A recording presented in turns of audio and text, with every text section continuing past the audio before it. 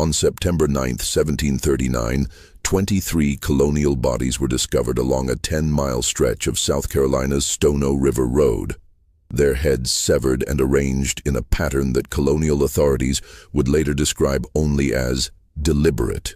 The incident remains one of the bloodiest single-day revolts in American colonial history, yet official records from the time contain fewer than 40 words about the man identified as its leader, a slave named Jemmy, whose real name and origins were never documented.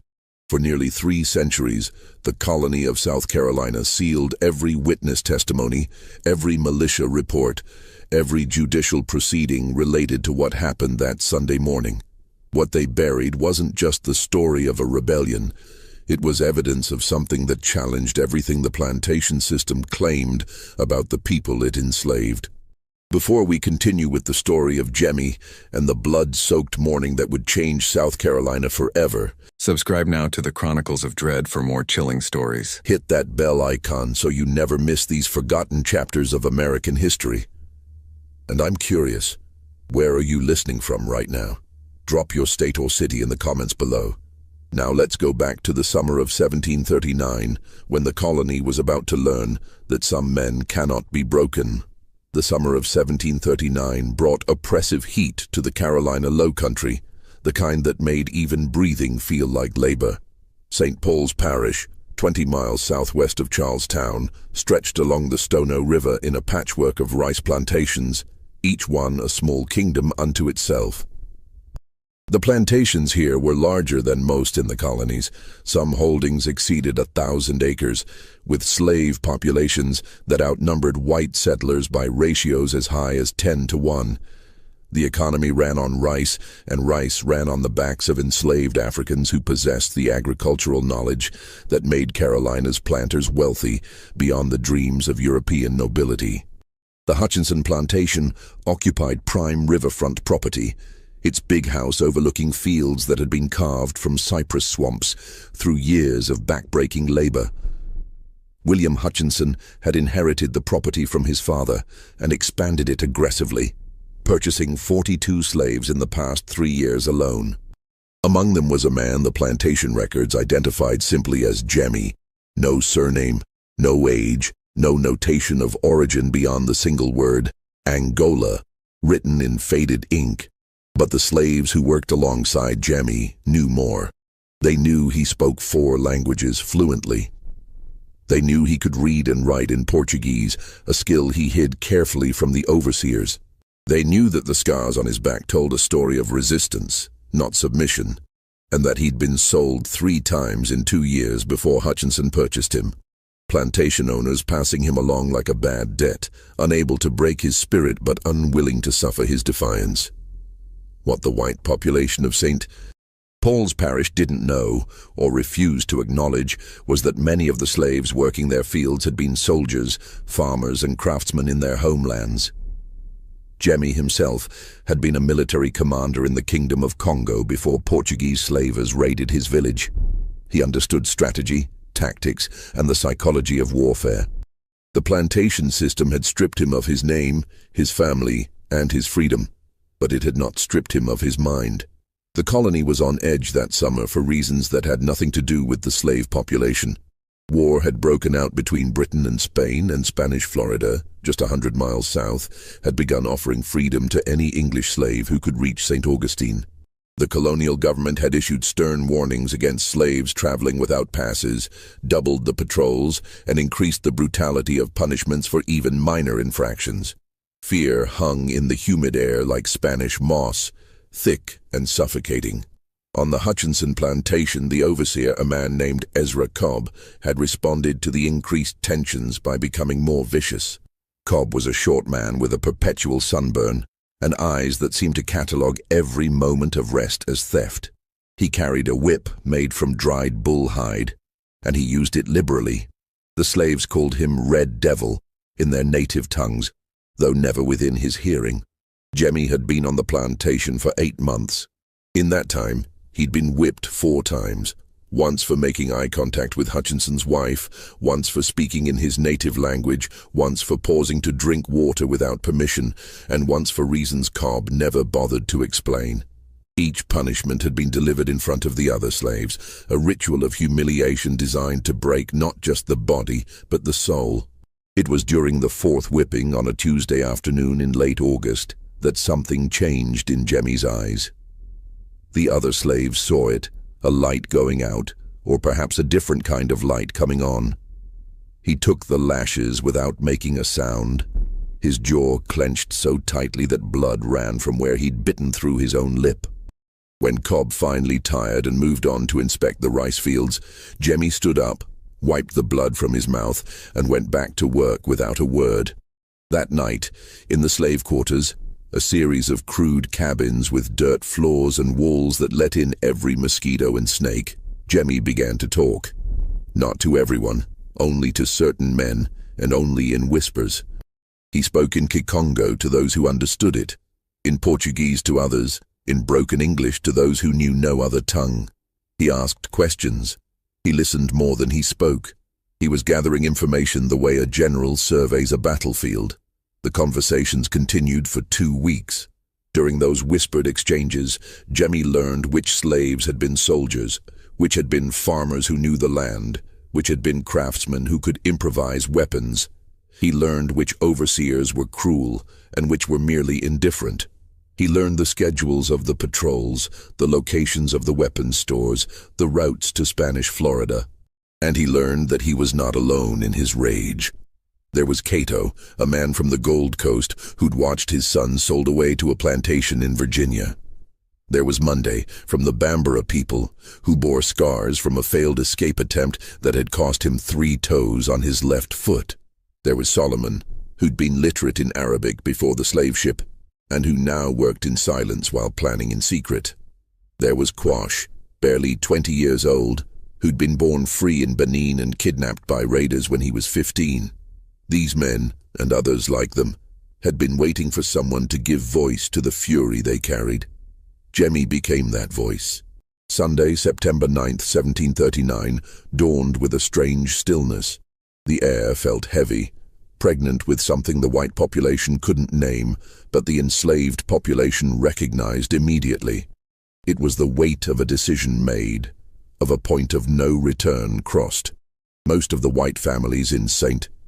Paul's Parish attended church services at Willtown Presbyterian, a small wooden structure that sat near the intersection of the Savannah Road. The law required plantation owners to allow their slaves to rest on the Sabbath. Though rest was a relative term, there was always firewood to chop, meals to prepare, animals to tend. But on this particular Sunday, the masters and their families would be gathered in one place, singing hymns while their slaves remained scattered across the plantations. Jemmy rose before dawn. He did not eat. In some cultures, warriors fasted before battle, and though he'd been forced to abandon many of his traditions, this one he kept. He walked through the pre-dawn darkness to the edge of the Hutchinson property, to a spot where a massive live oak tree marked the boundary between one man's kingdom and another's. 6 men were waiting for him there. They'd come from neighboring plantations, moving through the darkness with the practiced silence of hunters. No words were spoken. They'd already said everything that needed saying in the previous weeks. Instead, Jemmy simply nodded, and the 7 of them began to move. Their first stop was Hutchinson's tool shed, a sturdy structure where the plantation kept implements too valuable to leave in the fields. The door was locked, but Monday had stolen the key 3 days earlier, during a moment when Cobb was distracted by a broken wagon wheel. Inside, they found what they needed: axes, hoes, pitchforks, a single rusted sword that had belonged to Hutchinson's grandfather. Jemmy took the sword. It felt right in his hand, familiar despite the years since he'd held one. The others armed themselves with tools that could become weapons, their faces showing a mixture of fear and determination that Jemmy recognized from his days as a commander. These were not soldiers, not anymore, but they would have to become soldiers again. The sun was just beginning to lighten the eastern sky when they approached the big house. Hutchinson would be awake, preparing for church. His wife would be in the kitchen, directing the house slaves in the preparation of Sunday breakfast. His two sons, boys of 13 and 15, would still be sleeping in the upstairs bedrooms. What happened in the next 30 minutes was never fully documented. The official colonial records contain only a single sentence. The Hutchinson family and their overseer were killed in their home by rebellious slaves. But the few surviving letters from neighbors who saw the aftermath tell a different story, one written in blood and terror. The attack was swift and silent. Cobb, who'd been walking toward the slave quarters to roust someone for an early chore, never saw Jemmy coming. The overseer died without making a sound, his neck opened by a single stroke of the rusted sword. His body was left where it fell, face down in the red Carolina clay. The Hutchinson house was next. The front door stood unlocked. Who needed locks when you owned everyone for miles around? Jemmy and his men moved through the rooms like a violent tide. The kitchen slaves, startled from their work, were told in rapid whispers to flee or join. Most fled. One, a woman named Phoebe, who'd been Hutchinson's favorite target for abuse, picked up a knife and followed Jemmy up the stairs. William Hutchinson died in his bedroom, still in his nightclothes, reaching for a pistol he never managed to fire. His wife's screams were cut short. The boys, and here the historical record becomes deliberately vague, were found later by militia members who refused to describe what they'd seen, noting only that the youth of the victims did not spare them from the rebels' fury. But it was what Jemmy did next that would define the legend and the horror of that day. The colonial militias had a practice, one they'd learned from European wars and adapted to their own purposes. When rebels or criminals were executed, their heads were sometimes displayed on pikes as warnings. The plantations had adopted similar tactics. More than one slave who'd attempted escape had been made an example of in ways designed to terrorize others into submission. Jemmy knew this practice well. He'd seen it. He'd endured the sight of it. And now, with the Hutchinson family dead and the sun rising over South Carolina, he decided to send a message that the colonial authorities would never forget. Using Cobb's own axe, the one the overseer had wielded with such enthusiasm, Jemmy separated William Hutchinson's head from his body. He did the same to Cobb. And then, with a deliberateness that spoke of ritual rather than rage, he placed both heads on the fence posts at the entrance to the plantation, facing the road where Sunday travelers would see them. It was a declaration of war, written in the language the plantations understood best. By the time the sun had fully risen, Jemmy and his growing group had moved on. Word spread through the slave quarters with a speed that astonished the white population. How could people without literacy, without horses, without any of the tools of communication organize so quickly? The answer, though simple, was one the colonists refused to accept. The enslaved population had always been organized, always been watching, always been waiting for the right moment. At the Godfrey plantation 2 miles south, 12 more slaves joined the rebellion. At the Wallace place, another 8. They moved down the road toward Spanish Florida, and with each plantation they passed, their numbers grew. Some joined willingly, fired by years of accumulated rage. Others joined out of fear that refusal would mark them as collaborators, fear that the rebellion would fail and they'd be punished anyway for not stopping it.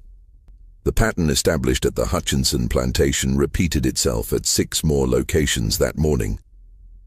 The attacks were not random or chaotic. Jemmy had prioritized targets based on the cruelty of the owners and the strategic value of the properties.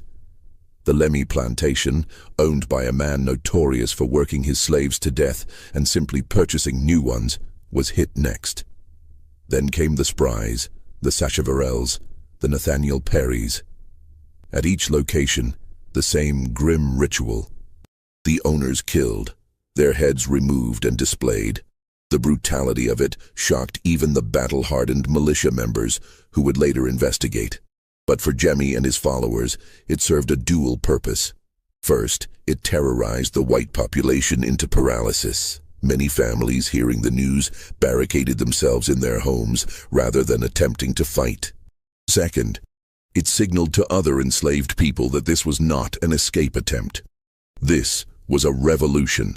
By mid-morning, somewhere between 60 and 100 slaves were moving down the road, armed with an increasingly sophisticated collection of weapons.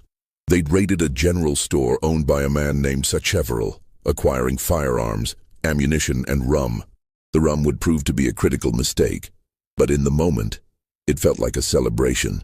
For the first time in their lives on Carolina soil, these men and women were free, and they were powerful, and they were feared. Lieutenant Governor William Bull was traveling from Charlestown to his plantation that morning when he encountered the group on the road. Bull, who would later give testimony that shaped the official record, described seeing a large number of armed Negroes marching with drums and colors, calling out, "Liberty!" He managed to avoid capture, spurring his horse into the forest and riding hard for the nearest militia post. His arrival at Willtown, where the local militia was drilling after church services, changed everything. Captain B, who commanded the local colonial forces, immediately called for a full mobilization. Riders were dispatched to neighboring parishes. Church bells rang out warnings.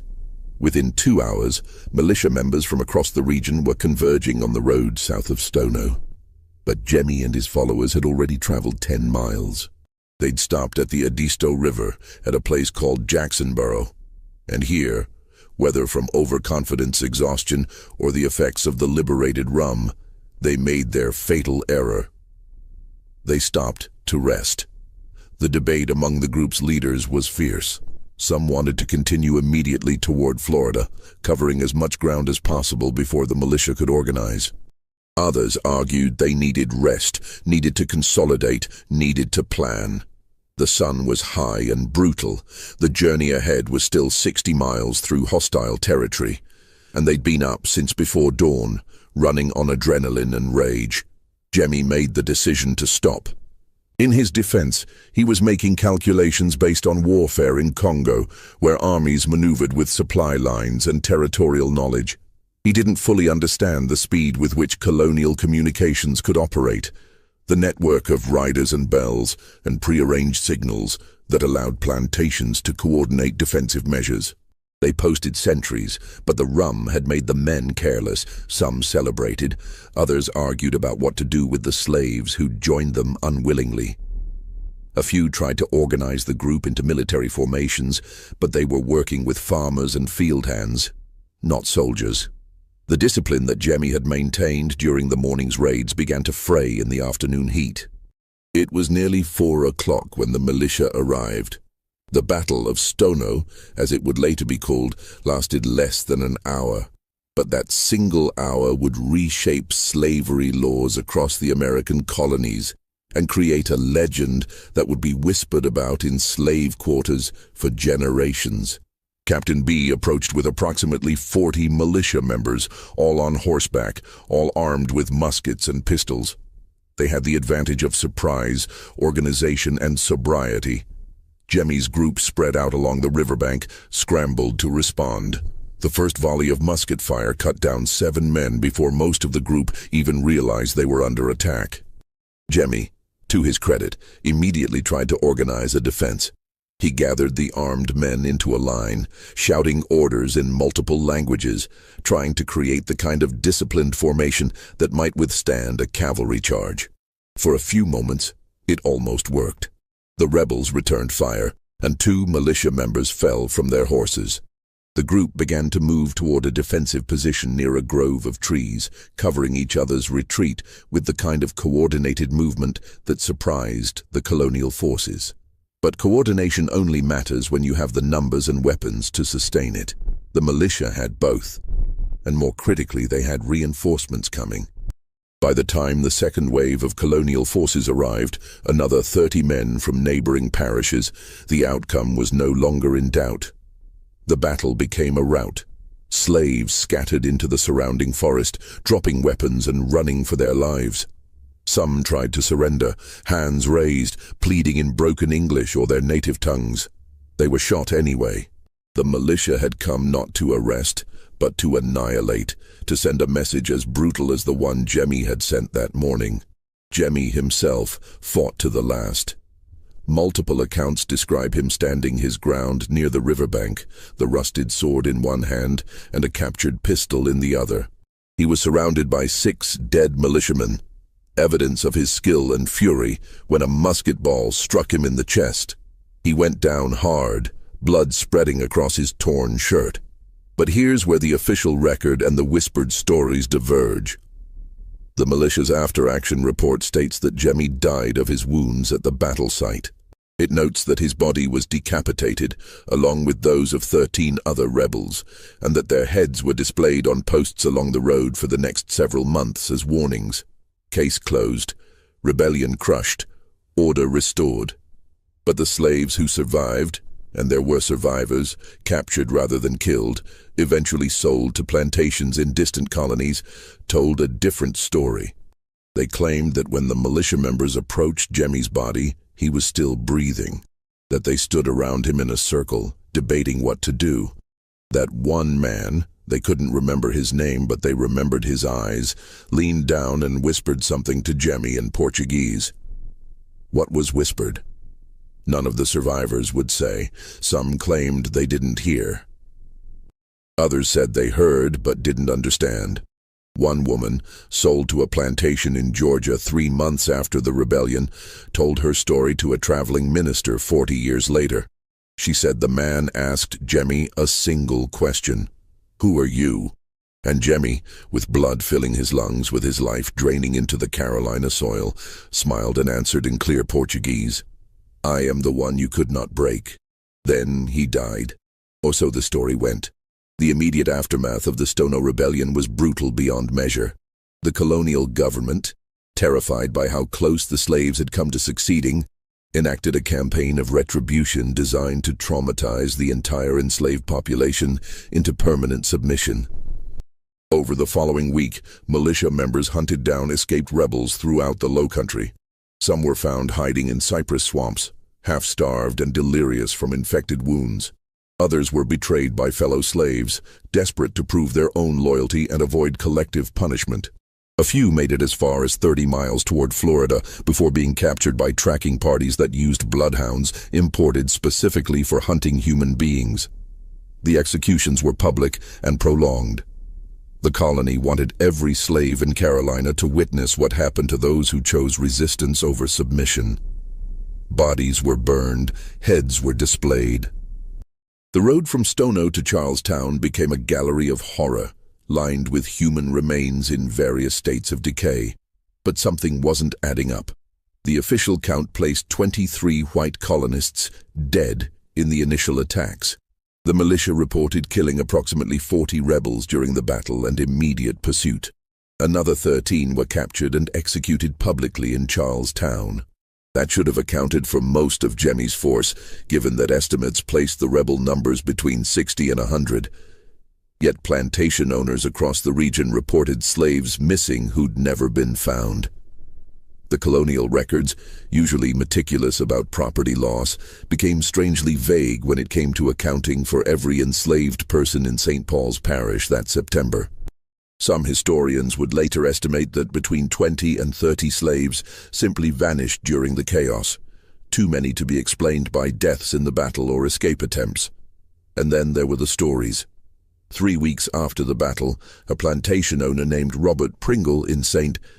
James Parish, 40 miles north of Stono, reported that one of his slaves, a man who'd been born on the plantation and never shown any signs of defiance, had hanged himself in his cabin.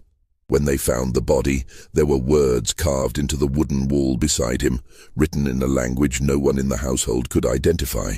A visiting merchant from Portugal was brought in to translate. He went pale when he saw the words and refused to say what they meant, claiming only that it was a military phrase from Africa. 2 months after that, a rice field overseer on the Drayton plantation went missing. His horse was found near the Stono River, but his body was never recovered. The slaves on the plantation claimed they knew nothing, but several were seen making offerings at the base of a large oak tree near where the horse was found, offerings of food, tobacco, and strange carved wooden figures. And then there was the matter of the heads. The colonial government had ordered that the heads of executed rebels be left on display indefinitely as a permanent warning. But slowly, mysteriously, they began to disappear. Not all at once, that would have prompted immediate investigation. But one by one, over the course of several months, the heads vanished from their posts. Some were attributed to scavenger animals. Others were blamed on storm damage. But militia members who'd been tasked with maintaining the displays reported something that made their commanders uncomfortable. The heads weren't falling off due to decay or weather. They were being removed, carefully, deliberately, in the night. Jemmy's head, or what was supposed to be Jemmy's head, was the first to disappear. The disappearances prompted wild speculation. Some colonists believed the Spanish were sending agents north to retrieve the remains as propaganda tools. Others thought escaped rebels were conducting nighttime raids to honor their dead. A few, though these were only mentioned in private letters, never public documents, wondered if something else was at work. Just when we thought we'd seen it all, the horror in Stono intensifies. If this story is giving you chills, share this video with a friend who loves dark mysteries. Hit that like button to support our content, and don't forget to subscribe to never miss stories like this. Let's discover together what happens next. The investigation into the rebellion was led by Lieutenant Governor Bull himself, who had personal reasons for wanting answers. He'd barely escaped with his life that Sunday morning. He interviewed dozens of captured slaves, plantation owners, militia members, and anyone else who might shed light on how the rebellion was organized so efficiently. What he discovered troubled him more than the rebellion itself. Jemmy, it turned out, was not just literate, but highly educated. Several slaves testified that he'd been teaching others to read in secret, using the Bible as a text, the only book slaves were sometimes permitted to access. He'd been studying maps he'd glimpsed in the Hutchinson house during his rare trips inside to deliver messages. He'd been cataloging the schedules of militia patrols with the precision of a military intelligence officer. More disturbing were the testimonies suggesting that Jemmy had been in contact with other slaves across multiple plantations for months before the rebellion, building a network that the white population had never detected. How they communicated, how they sent messages across distances without literacy, without freedom of movement, without any of the infrastructure white colonists took for granted, remained a mystery that Bull never solved. One captured rebel, a man named Caesar, who'd been among Jemmy's closest associates, was subjected to enhanced interrogation, a colonial euphemism for torture. Before he died from his injuries, he made a statement that Bull included in his report, but couldn't explain. Jemmy didn't start this. He finished what was already begun. We've been waiting for someone like him for 100 years. What did that mean? Who or what had begun the process that Jemmy finished? Bull never found out, and eventually, he stopped asking. The answers were too destabilizing to the social order he was trying to preserve. The Security Act of 1740, passed by the Colonial Assembly 6 months after the Stono Rebellion, was one of the most comprehensive slave codes ever enacted in English North America. It prohibited slaves from gathering in groups without white supervision, banned the use of drums, which could be used to communicate over distances, forbade slaves from learning to read or write, and imposed harsh penalties on any slave found off their plantation without written permission. The act also included a provision that seemed almost paranoid in its specificity. It required plantation owners to maintain detailed records of any slave who demonstrated unusual intelligence, military knowledge, or facility with languages. These individuals were to be reported to colonial authorities and, if necessary, sold out of the colony entirely. The provision was a direct response to Jemmy, though his name appeared nowhere in the legislation. The colonial government understood, even if they couldn't publicly admit it, that the greatest threat to the plantation system wasn't the cruelty of slavery. That was the system's foundation. The greatest threat was the possibility that enslaved people might organize, might remember their military training, might refuse to accept the lie that enslavement was natural or inevitable. But laws could only do so much. And in the months and years following the rebellion, strange patterns emerged that suggested the story hadn't ended on that riverbank at Jacksonboro. The winter following the rebellion brought an unusual cold to the low country. Ice formed on the Stono River for the first time in living memory, and plantation owners huddled in their houses, burning through firewood at unprecedented rates. The cold affected the enslaved population far worse. Their cabins offered little protection against the wind that howled off the river, and thin blankets provided minimal warmth against temperatures that dropped below freezing most nights. It was during this brutal winter that the first authenticated account of what came to be known as Jemmy's witnesses emerged. A house slave named Dinah, who worked in the home of Samuel Swinton, a plantation owner who'd lost his brother in the Stono attacks, reported to her master that slaves were holding secret gatherings in the woods at night, despite the new laws explicitly forbidding such meetings. Swinton, paranoid and grief-stricken, organized a night patrol with 3 neighboring plantation owners. On the evening of January 14, 1740, they discovered approximately 30 slaves gathered in a clearing 2 miles from the nearest plantation. The slaves were seated in a circle around a small fire, and in the center of that circle was an elderly man, a slave from the Drayton plantation known only as Old Marcus, who was speaking in a language none of the white men recognized. The patrol broke up the gathering violently. Old Marcus was arrested and subjected to interrogation that lasted 3 days.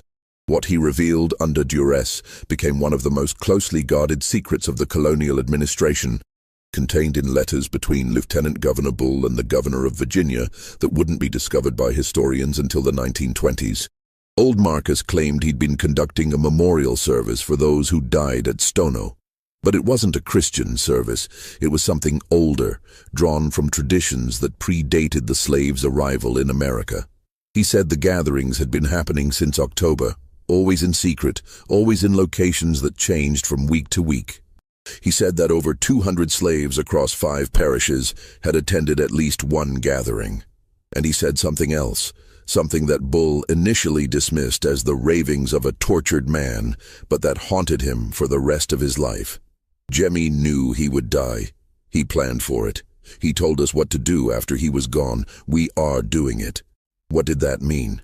Bull tried to extract more information, but Old Marcus died from his injuries before providing details. The colonial government, already anxious about appearing weak in the wake of Stono, decided to bury the information rather than investigate further. Publicizing the existence of an organized network of memorial gatherings would only dignify the rebellion and potentially inspire others. But the gatherings didn't stop. Throughout 1740 and into 1741, plantation owners reported suspicious activities. Slaves disappearing for hours at night, strange symbols carved into trees at the edges of properties, small offerings of food left at specific locations. The patrols were doubled, then tripled. Dogs were brought in from as far away as Virginia to track nighttime movements. Several slaves were caught and punished severely, yet the activities continued. Slave revolts had been relatively rare in South Carolina before Stono.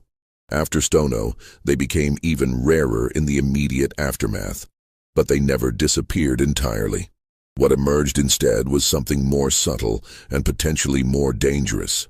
A culture of resistance that operated beneath the surface of plantation life, invisible to white authority, but clearly understood by the enslaved population. In June of 1740, a rice field on the Middleton plantation was discovered to have been deliberately sabotaged. Someone had opened the irrigation gates during a critical growing phase, flooding the field and destroying what would have been a valuable harvest. No culprit was ever identified, though 3 slaves were whipped on suspicion. 2 weeks later, a similar incident occurred on the Lowndes plantation, then again on the Waring place. The pattern continued throughout the summer. Tools went missing and were found broken in distant locations. Oxen were released from their pens and scattered. Small fires broke out in storage buildings, always at night, always quickly discovered before they could spread. The economic damage was significant but not catastrophic. These weren't attempts to destroy the plantation system, but rather to demonstrate that it was vulnerable. That control was never total. Lieutenant Governor Bull recognized the pattern. In a letter to the Board of Trade in London, dated August 3, 1740, he wrote, "We face a peculiar situation wherein the Negro population engages not in open rebellion, but in persistent acts of defiance that suggest coordination across great distances. It is as though the spirit of the Stono insurrection did not die with its perpetrators, but instead transformed into something more insidious and harder to combat. The Security Act was meant to prevent another Jemmy from emerging. What it couldn't prevent was the memory of Jemmy from spreading. In 1741, a rebellion plot in Charlestown was discovered before it could be executed. The conspiracy involved over 50 slaves and included plans to burn the city and escape to Florida during the confusion. The discovery came through an informant, a slave who'd been promised freedom in exchange for betraying his fellows. When interrogated, one of the conspirators mentioned being inspired by the soldier from Stono, who'd shown that resistance was possible. The conspirators were executed publicly in Charlestown, their bodies displayed in chains along the harbor as warnings. But the executions had an unexpected effect. Rather than terrorizing the enslaved population into submission, they created martyrs. The men died without begging for mercy, without providing additional names, without showing the fear their executioners expected. One man, as the noose was placed around his neck, reportedly smiled and said, "Tell them Jemmy sends his regards." The phrase became a kind of code among enslaved people in the years that followed. "Jemmy sends his regards" appeared carved into barn walls, whispered in passing between field workers, included in the spirituals that slaves sang while working. Colonial authorities knew it was significant, but could never quite stamp it out. Banning the phrase only made it more powerful, transforming it from words into a symbol of defiance that required no explanation. In 1744, a group of 15 slaves from the Willtown area attempted a coordinated escape, armed with stolen weapons. They made it 23 miles before being captured by a tracking party that used bloodhounds imported specifically for hunting human beings. Their leader, a man whose plantation name was Sambo, but whose real name was never recorded, fought the militia members with a rusted sword, remarkably similar to the one Jemmy had carried. When asked where he'd gotten it, Sambo smiled and said, "It was given to me by a ghost." The sword was confiscated and eventually ended up in the possession of Captain Nathaniel Barnwell, the militia captain who'd led the tracking party. Barnwell kept it mounted above his fireplace, a trophy from what he considered a successful hunt. He would show it to visitors, telling the story of the capture with embellishments that made himself more heroic with each retelling. But 3 years later, when Barnwell died of yellow fever, a disease that swept through Charlestown that summer, killing indiscriminately, his widow sold off his belongings to pay debts. The sword was purchased by a traveling merchant named Jacob Levy, who claimed he wanted it for a private collection in Philadelphia. Levy left Charlestown in September of 1747 and was never seen again in South Carolina. The sword disappeared into the north, and colonial authorities lost track of it. 2 years after that, a plantation owner in Georgia reported that one of his newly purchased slaves, a man bought from a dealer who specialized in difficult slaves sold out of other colonies, had a sword matching the description of Barnwell's trophy. When confronted, the slave claimed ignorance of how it came into his possession, saying only that it had been in his cabin when he arrived. The plantation owner, unsettled by the coincidence, destroyed the sword in a forge and never spoke of it again, except in a single letter to a cousin in Charlestown.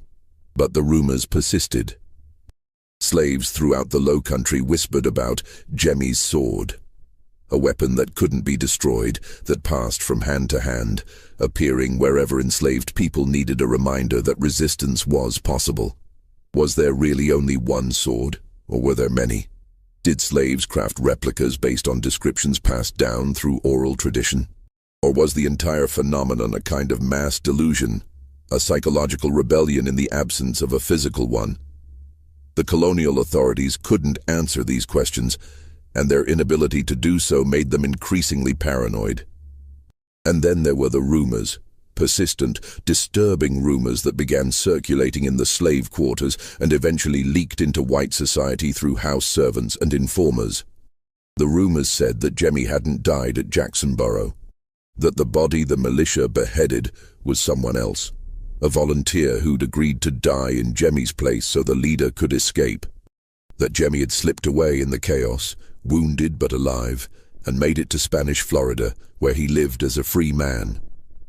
The rumors said that he'd founded a maroon community in the Great Dismal Swamp, a vast wetland that straddled the border between Virginia and North Carolina.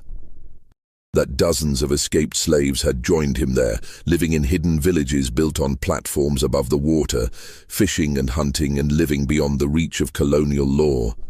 That he was training soldiers there, teaching them the tactics he'd learned in Congo, preparing for another uprising when the time was right. The rumors said that the heads disappearing from the posts weren't random acts of defiance, but were being collected by Jemmy himself. That he was honoring his fallen comrades in rituals drawn from African military traditions, ensuring that even in death they would be remembered as warriors rather than property. Were these rumors true? Almost certainly not.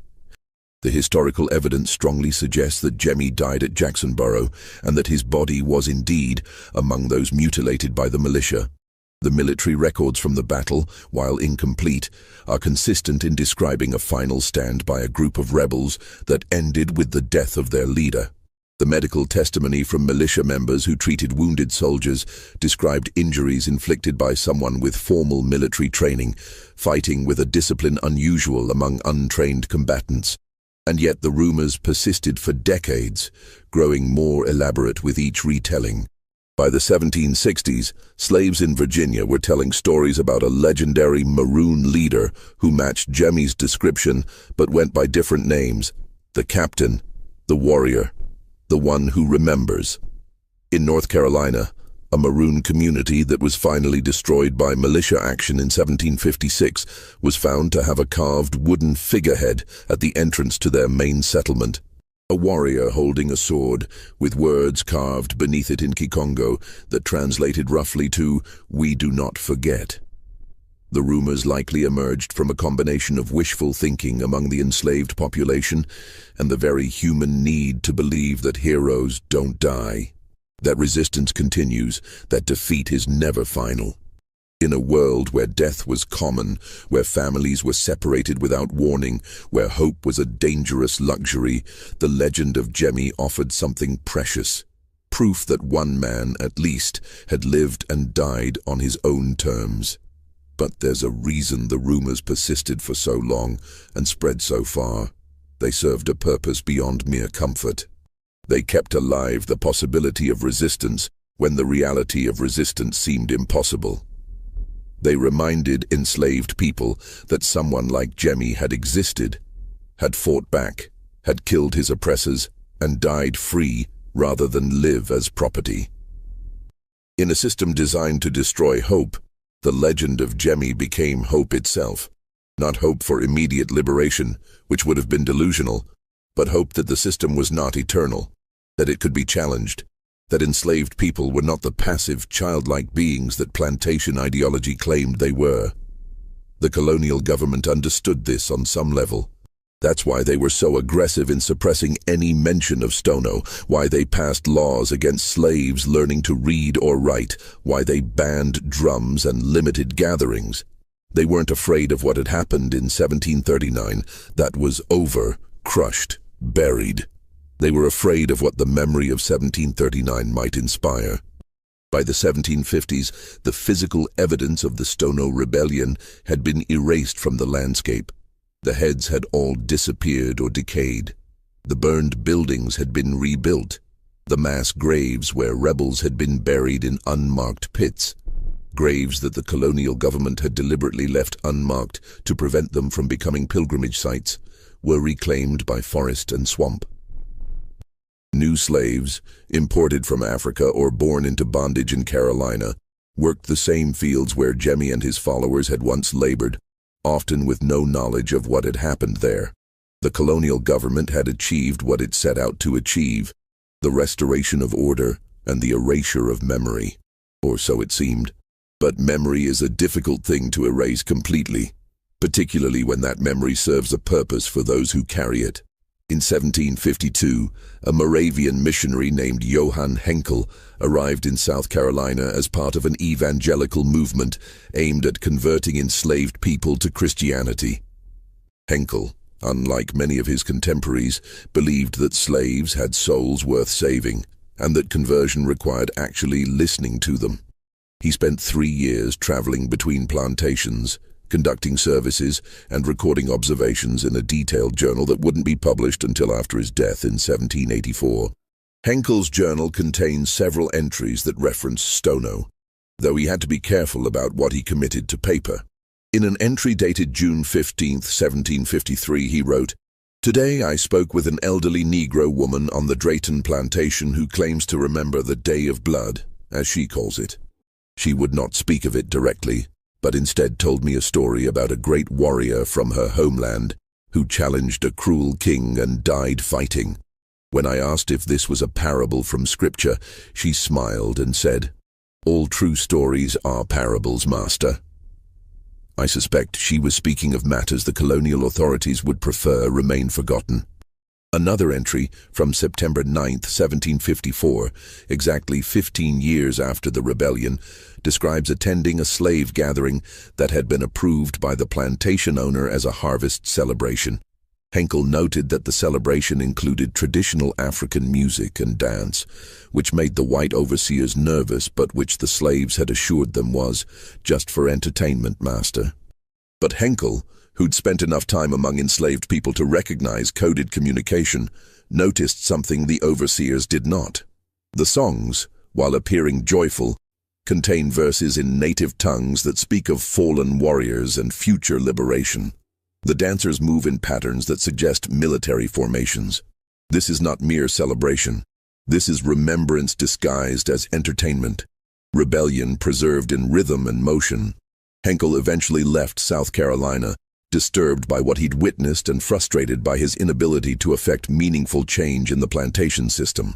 His journal, discovered decades later, provided historians with one of the few contemporary accounts of how enslaved people kept the memory of Stono alive through cultural practices that white society dismissed as primitive or entertaining. The architectural changes that swept through low-country plantations in the 1740s and 1750s tell another story about the lasting impact of Jemmy's rebellion. Plantation houses built or renovated after Stono featured higher walls, fewer ground-floor windows, and reinforced doors with multiple locks.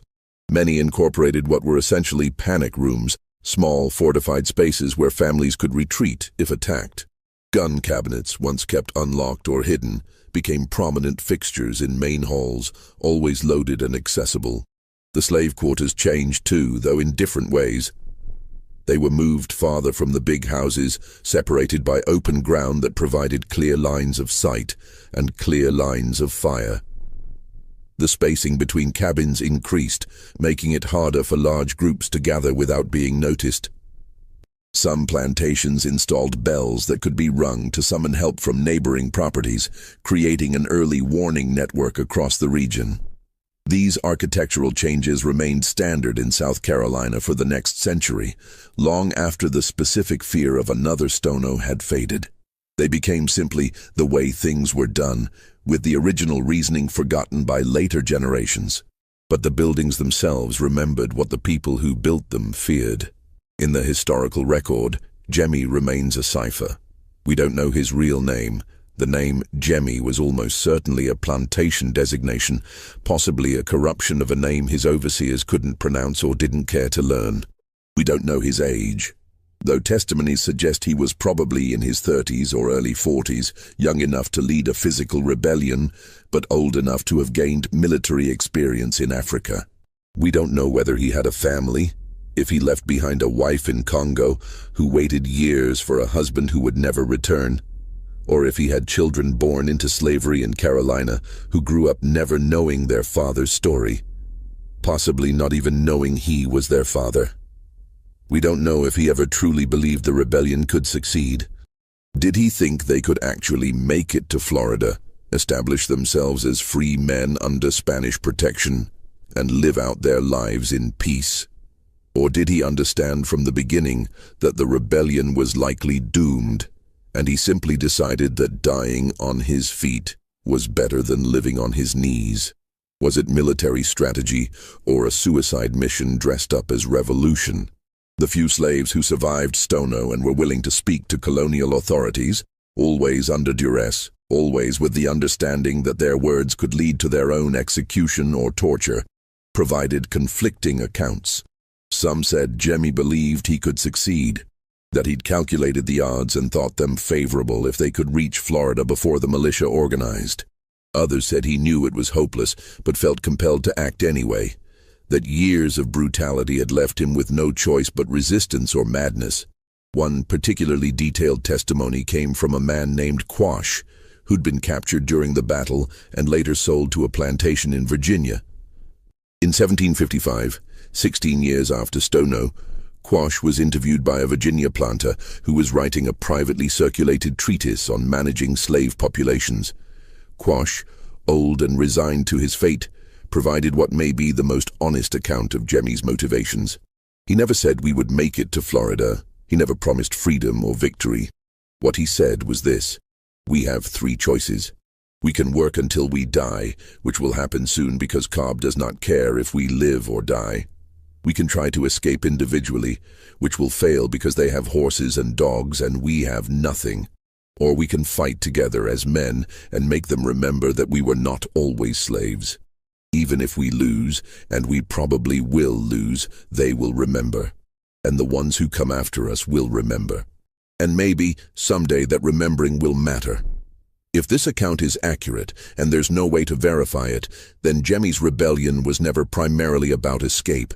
It was about dignity, about refusing to accept the dehumanization that slavery required. It was about creating a memory that would outlast the men who fought, a story that would remind future generations that enslaved people were capable of organized resistance, of military thinking, of choosing death over submission. In that sense, Jemmy succeeded beyond anything he could have imagined. What we do know, from documents that have survived, is contained in a handful of legislative records, personal letters, and administrative reports from the period. We know that on September 9, 1739, approximately 60 to 100 enslaved people in South Carolina rose up against their enslavers, killed 23 white colonists, and marched toward freedom with drums and colors. We know that they were led by a man named Jemmy, who'd been a soldier in Africa before being enslaved, who spoke multiple languages, who could read and write, and who used those skills to organize one of the most significant slave rebellions in colonial American history. We know that the rebellion was crushed with overwhelming violence, and that the colonial response included some of the most repressive legislation ever enacted to control enslaved populations. We know that over the following decade, South Carolina's slave code became a model for other colonies, and later for southern states, creating a legal framework for oppression that would persist until the Civil War. We know that the rebellion terrified the planter class in ways that simple escapes or small acts of resistance never could. It demonstrated, unambiguously, that enslaved people were capable of military organization, strategic thinking, and sustained violent resistance. It proved that the ideology of racial inferiority that justified slavery was a lie. One that enslaved people themselves understood was a lie, even if most white colonists never would. And we know that despite the violence of the suppression, despite the Security Act of 1740, despite the surveillance and control mechanisms put in place after Stono, the spirit of resistance never died in South Carolina. Smaller rebellions continued throughout the colonial period and into the antebellum era. Escape attempts persisted, with some slaves successfully reaching Florida or joining maroon communities in the swamps. Networks of resistance, invisible to white authority, operated beneath the surface of plantation society for generations. The Denmark-Vesey Conspiracy of 1822, which planned a large-scale rebellion in Charleston, drew inspiration from stories of Stono passed down through oral tradition.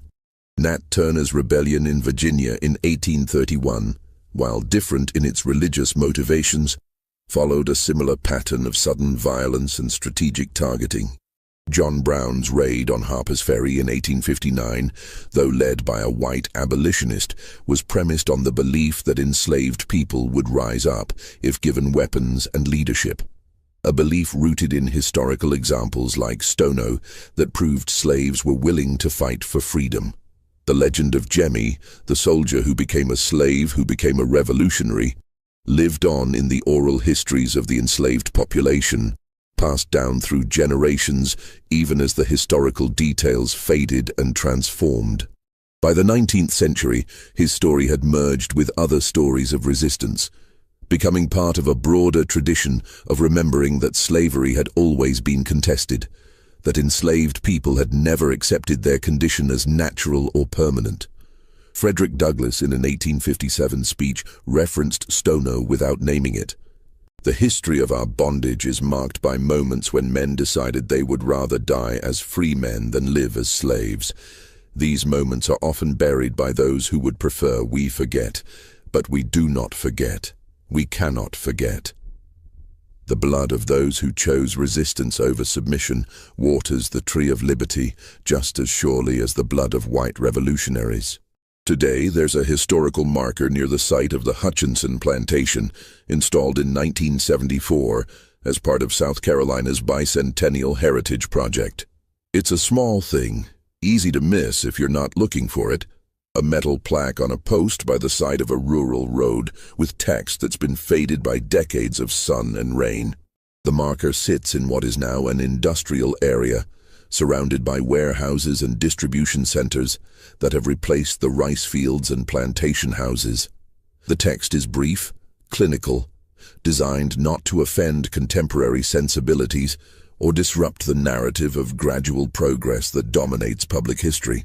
It mentions the Stono Rebellion and notes that it was the largest slave uprising in the British mainland colonies before the American Revolution. It provides the date, a casualty count, and a single sentence about the Security Act that followed. It doesn't mention Jemmy by name. It doesn't mention the beheadings or the brutality of the colonial response or the fact that some of the executed rebels were left to rot in chains for months as warnings. It certainly doesn't mention the legends or the rumors or the ways that enslaved people transformed a failed rebellion into a story about dignity and resistance. But the story exists anyway, in the gaps and silences of the official record. It exists in the testimony of Caesar, who said Jemmy finished what others had begun, suggesting a continuity of resistance that predated and outlasted any individual rebellion. It exists in the disappearing heads and the rusted sword that kept reappearing, physical objects that became symbols, weapons that transcended their material limitations to become ideas. It exists in the maroon communities that formed in the decades after Stono, sheltering escaped slaves who remembered the lesson Jemmy taught. That freedom could be taken, even if it couldn't be kept, and that the taking itself mattered. It exists in the architectural changes that still mark the landscape. Plantation houses with their fortified features, their panic rooms, their elevated windows. Buildings that were designed to withstand not hurricanes or floods, but human resistance, structures that embodied fear disguised as prudence. It exists in the legal codes that rippled outward from South Carolina, shaping slavery laws across the American South for the next century. Every restriction on slave literacy, every prohibition on gathering, every patrol system and pass requirement carried the ghost of Stono within it. The planter class never forgot what happened on September 9th, 1739, even as they tried to make everyone else forget. And it exists in the oral traditions that survived slavery itself, passed down through generations until they could finally be written down and preserved. In the 1930s, the Works Progress Administration conducted interviews with formerly enslaved people as part of the Federal Writers' Project. Several of these interviews, conducted with elderly individuals in South Carolina who'd been born in the 1840s and 1850s, contain references to the Old Rebellion and the warrior who fought the masters. The interviewees were recounting stories their grandparents had told them, stories that had survived nearly a century through oral transmission alone. The colonial authorities wanted Jemmy to be a warning, a cautionary tale about the consequences of resistance. Instead, he became something else entirely. He became proof that enslaved people were not property, but people. People capable of courage, strategic thinking, and organized resistance. He became a reminder that the plantation system's greatest fear was justified, that those it oppressed might one day rise up and demand freedom at any cost. Was Jemmy a hero? That depends on who's telling the story and what definition of heroism we're using. To the white colonists of 1739, he was a terrorist, a murderer, proof of the necessity of strict controls and harsh punishments. Their letters and diaries describe him in terms usually reserved for natural disasters, as a force of destruction that had to be contained, not a human being with motivations and agency. He was, in their telling, evidence of what happened when the natural order was disrupted, when slaves were not properly controlled, when the thin veneer of civilization gave way to savage violence. To the enslaved population, both contemporary and in later generations, he was something different. A man who'd been pushed beyond endurance, who'd chosen violence not as a first resort, but as a last one, who'd decided that if he couldn't live free, he would at least die free. He was proof that resistance was possible, that military organization could emerge from the plantation system itself, that the ideology of racial inferiority was a lie that could be exposed through action. But the truth, as is often the case, is more complicated than either narrative allows. Jemmy was a man, not a symbol, though he became a symbol after death in ways he probably never anticipated. He made choices, some strategic and well-considered, others desperate and reactive. He organized a rebellion that failed by every measurable standard.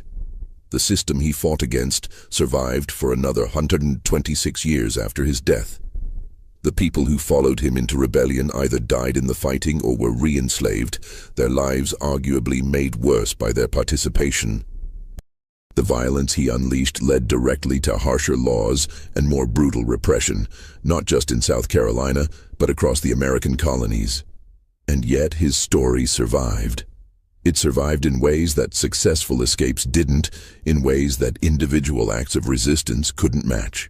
It survived because it proved something that the plantation system desperately needed to deny: that enslaved people could organize, could plan, could execute military strategy, could choose death over submission. Every subsequent rebellion, every escape attempt, every act of resistance carried Stono within it, not as a direct inspiration necessarily, but as proof of concept, as evidence that the system was vulnerable. The question of whether the rebellion was worth the cost is one that historians continue to debate. 23 white colonists died, but in the aftermath, dozens of slaves were executed and hundreds more faced increased brutality and surveillance. Did Jemmy's actions improve the lives of enslaved people or make them worse? Did the rebellion advance the cause of freedom or set it back by justifying harsher controls? These questions assume that Jemmy and his followers were engaging in a cost-benefit analysis, weighing outcomes and choosing the path that would lead to the greatest good for the greatest number. But that assumption may be fundamentally wrong. The testimony from survivors suggests that Jemmy and his closest associates understood they were likely going to die. They chose to fight anyway, not because they thought it would lead to better conditions for slaves in general, but because they as individuals could no longer tolerate their own enslavement. In that sense, Stono was not a political revolution, but an existential one. It was not about improving the system or even destroying it, but about asserting, in the most violent way possible, that enslaved people were human beings capable of autonomous action, including the action of choosing when and how they would die.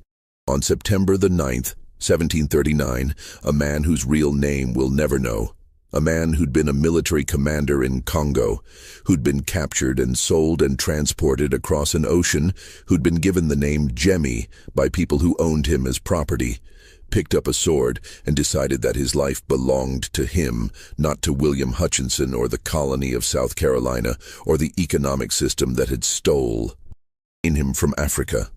For one brief, bloody morning, he was free. He led men into battle. He killed his oppressors. He marched with drums and colors toward a Spanish colony that promised liberation. For those few hours, he was not property but a general, not a slave but a soldier, not chattel but a man. And then he died, as revolutionaries often do, believing in a future he would never see. A future where the story of his rebellion would matter, where the memory of his resistance would inspire others, where the system that enslaved him would eventually fall. He was right about that, though it took longer than he could have imagined. Slavery in America persisted for 126 years after Stono, before finally being destroyed. Not by slave rebellions alone, but by a combination of economic forces, political realignments, moral awakenings, and ultimately a civil war that killed more Americans than any conflict before or since. The system that seemed eternal in 1739 proved to be mortal after all. And in that long struggle, in the resistance that persisted through generations, in the refusal of enslaved people to accept their condition as natural or permanent, the spirit of Jemmy lived on. Not in the supernatural sense that the rumors claimed. There was no ghost leading maroon communities or retrieving the heads of fallen comrades. But in the very real sense that every person who chose resistance over submission, who organized rather than submitted, who fought for freedom even when the odds were impossible, carried forward the work that Jemmy began on that September morning. This mystery shows us that history is written by the survivors, but the truth lives in the spaces between official records and whispered stories. It shows us that some acts of resistance fail in their immediate objectives, yet succeed in their deeper purpose, to prove that the oppressed are not defeated, that dignity can be claimed even in death, that memory is itself a form of resistance. What do you think of this story? Do you believe everything was revealed, or are there still secrets buried in the Carolina soil? Truths that even centuries of research haven't uncovered. Could there have been more to Jemmy's plan than the historical record suggests? Leave your comment below and share your theories. If you enjoyed this tale and want more stories about the forgotten corners of American history, the rebellions that were suppressed, the voices that were silenced, the truths that power tried to bury, Subscribe now to the Chronicles of Dread for more. hit the notification bell so you never miss an upload, and share this video with someone who loves mysteries that challenge everything we think we know about the past. See you in the next video, where we'll uncover another story that history tried to forget.